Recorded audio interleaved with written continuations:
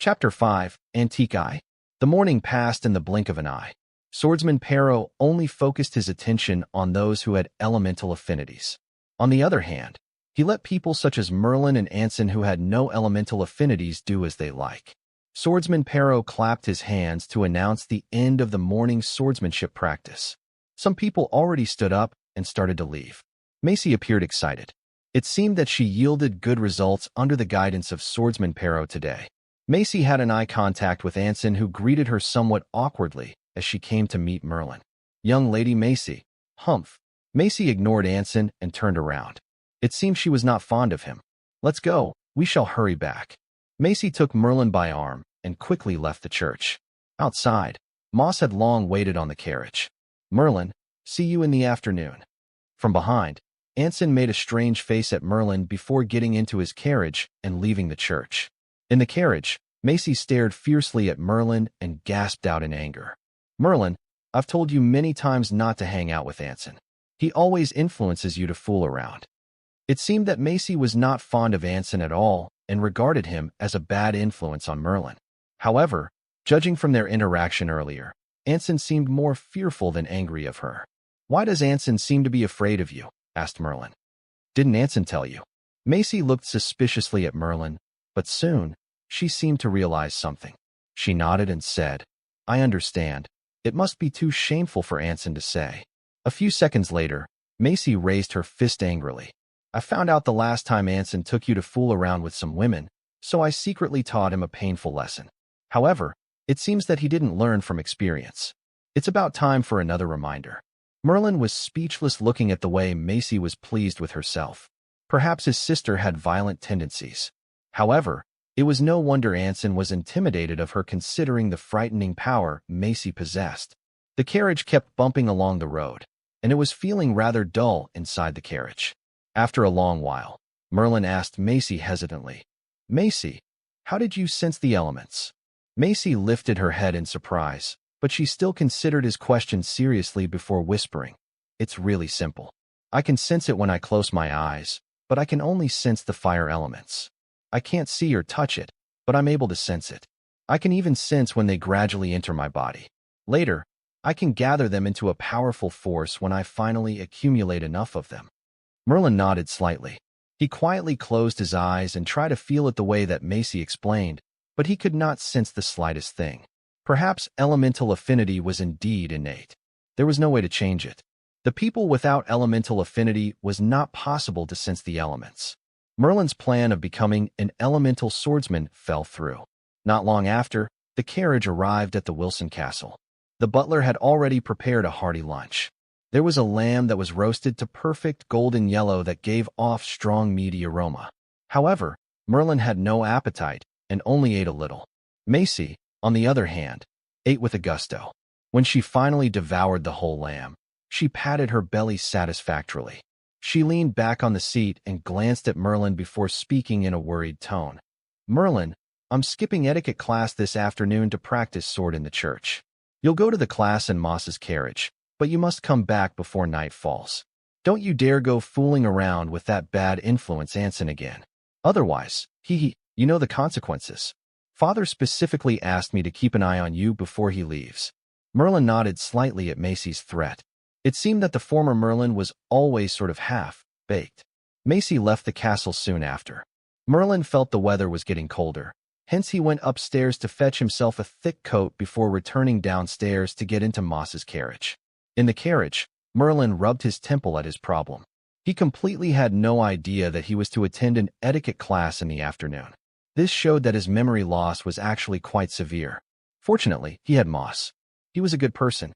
Moss had not much to say in the carriage and fulfilled his duty to send Merlin to the class. Merlin got out of the carriage.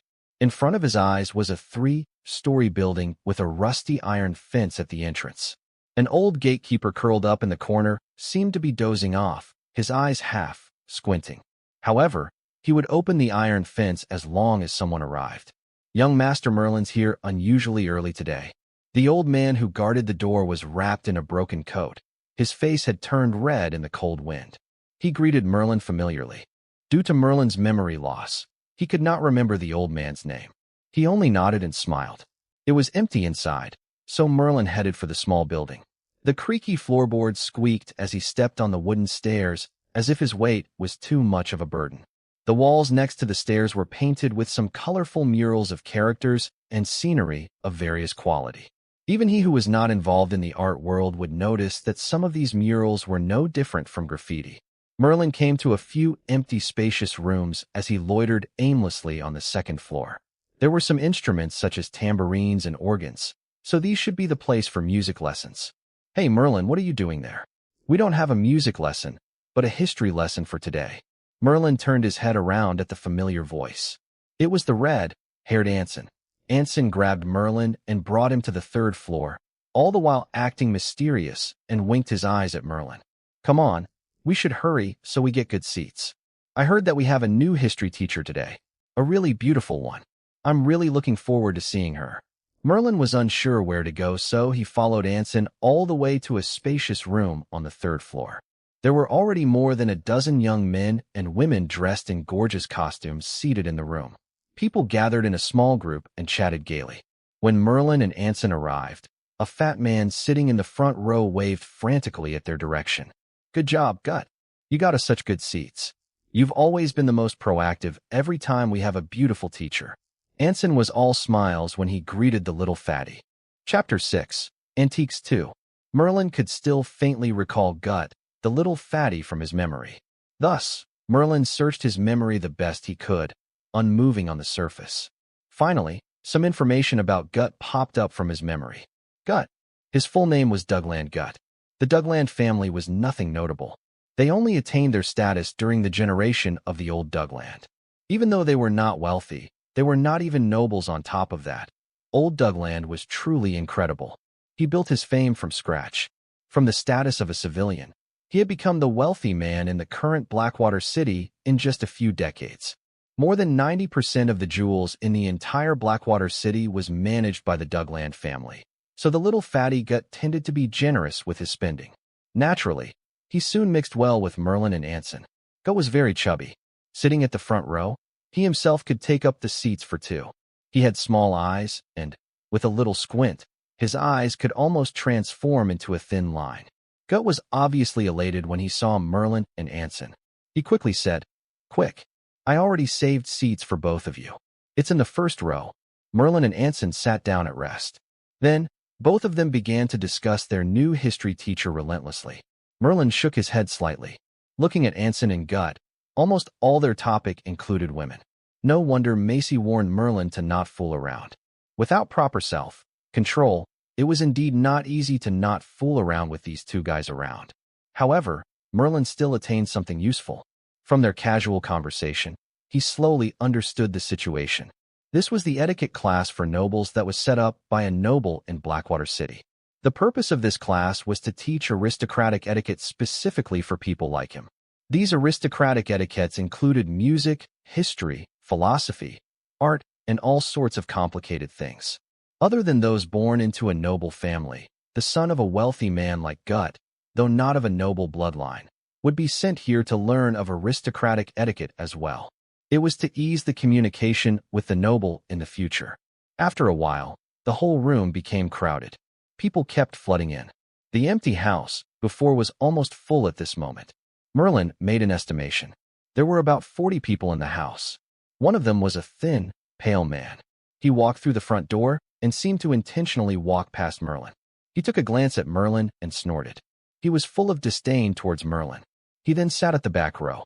Merlin could not remember much about this man, but apparent enough, this man was not that friendly with Merlin. Tyreth again. This self-centered guy. Merlin, don't mind about him. The marriage between you and Avril has already been decided. No matter how unsatisfied this guy is, there's no use anyway. Anson said in a low voice. Merlin nodded as he grasped at this information. However, Merlin was not aware of Tyreth's identity. He was lucky to have a big-mouthed friend like Anson who easily spat out information just by a little nudge. Tyreth was the oldest son of the Vingult family. Just like Merlin, he was also the absolute heir to the Baron title. In fact, Merlin and Tyreth's conflict was not exactly personal. It was more of a conflict between families. It was rather cliché speaking of this. Baron Vingult once fell in love with a woman. Coincidentally, Old Wilson fell in love with her as well. Both even had a duel secretly for her. At last, it was Old Wilson who won the duel and got the woman. She was the current 8th wife of Old Wilson, Macy's mother. Merlin was speechless. He did not think that huge-breasted madam had such a charm in her during her younger days to the point of sparking a duel between two men of nobility. Tyrith loved Avril, and the Vingalt family also begged for her hand through the Parman family. However, in the end, Baron Parman allowed Avril to be engaged to Merlin instead. Thus, the conflict between the Vingalt family and the Wilson family became completely tied and unable to dissolve. Merlin, Tyrith hates you to the bone. He always seeks trouble with you. You need to be careful. Stay away from him and don't fight with him. Even though this guy is self-centered, it is undeniable that he has a few things up his sleeve. He possesses affinity to the earth element and has a great chance of becoming Earth Swordsman. The three of us combined won't be able to go against him. Anson advised deeply, apparently rather cautious against Tyrith. Elemental Swordsmen again. Merlin nodded. He had the opportunity to witness the power of these people who had an affinity to the elements.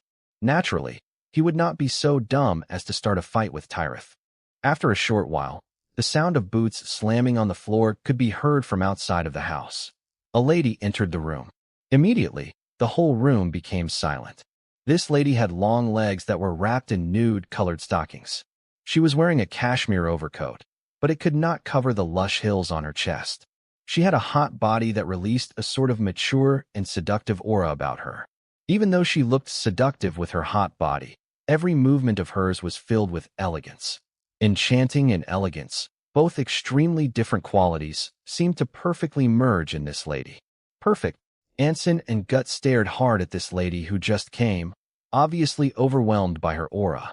The lady did not mind the gaze set upon her. She gave a mild smile. I am your new history teacher. You can call me Gia. Perfect. Utmost perfect. I can't believe I met such a perfect lady. No way. Merlin. Gut, let's make this clear first. Never go for Gia. She is mine. Anson seemed very worked up to the point of spouting nonsense. Gut said with dissatisfaction. Puffed. Anson, can't you see how many have their eyes set on her? Still, if you really want to do this, it's not impossible too. Everyone knows what's the deal for being a teacher here. Isn't it just to seduce the nobles here? These people want to attain the status. Let me look up the history of this Gia after this. At least, it makes it easier for you to get close to her. As for Gut's words, Merlin could not comment much. He had no impression of this place in his memory. Naturally, he did not know of the situation here. However, after listening to the conversation between Gut and Anson, most of the female teachers here came to seduce nobles. If they were able to succeed, they could attain the status they wanted. In fact, their previous history teacher no longer came to give classes because she had gotten together with the son of a baron. Thus, the teachers that came here basically did not have many pure motives. Gia seemed extremely calm as she said nonchalantly, "All right, let's begin our class. Today, I'm going to talk about antiques with you." As soon as she finished her sentence, Gia took a delicate ring from her pocket. She held it high. The sunlight that shot through the window fell on the ring, presenting a porcelain-like white color.